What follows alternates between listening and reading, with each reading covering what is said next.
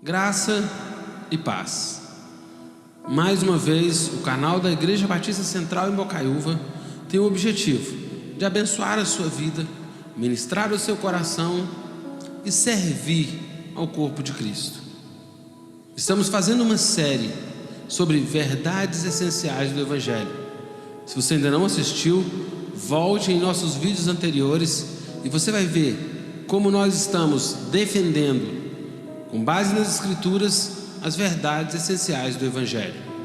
Hoje nós vamos falar sobre o nascimento virginal.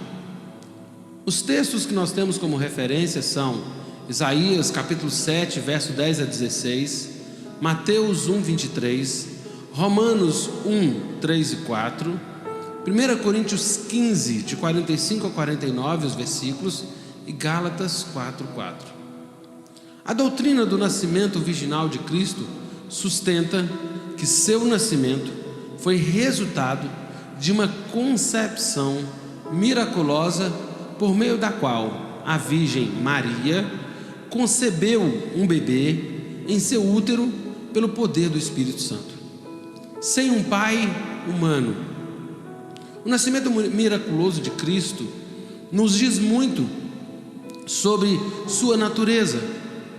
O fato de ter nascido de uma mulher demonstra que ele era realmente humano e que se tornou um de nós. A humanidade de Cristo, contudo, não era precisamente como a nossa. Nós nascemos com o pecado original, Cristo não. O nascimento virginal também relaciona-se com a divindade de Cristo, embora certamente seja possível que a divindade entrasse no mundo de outra maneira, além de um nascimento virginal. O milagre de seu nascimento aponta para a sua divindade. O anjo Gabriel anunciou a Maria e enfatizou este ponto. Quando o anjo disse a Maria que ela teria um filho, ela ficou perplexa. Ela disse: como será isto? Pois não tenho relação com homem algum. A resposta de Gabriel é de um significado decisivo para o nosso entendimento do nascimento milagroso, o nascimento virginal de Cristo Jesus. Ele disse: descerá sobre ti o Espírito Santo, e o poder do Altíssimo te envolverá com a sua sombra.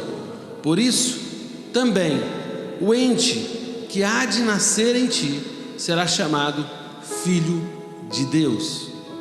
Momentos depois, o anjo acrescentou: porque para Deus não haverá impossíveis em todas as suas promessas. Excetuando-se o sistema de inseminação artificial, que representa uma variação moderna e não miraculosa de concepção, e que é algo do nosso tempo, não daquele tempo, nada é mais regular ou comum na natureza do que a relação entre um homem e uma mulher que resulta na concepção de um bebê. Uma mulher ficar grávida sem ter tido qualquer intercurso sexual com um homem não só é biologicamente extraordinário, tal coisa é claramente contrária às leis da natureza. O filho de Maria, entretanto, não foi gerado por ela própria. O pai do bebê, entre aspas, é o Espírito Santo. A linguagem bíblica, ao falar do Espírito Santo descendo sobre Maria e a envolvendo com a sua sombra, lembra a descrição do relato da obra do Espírito Santo na criação original do mundo.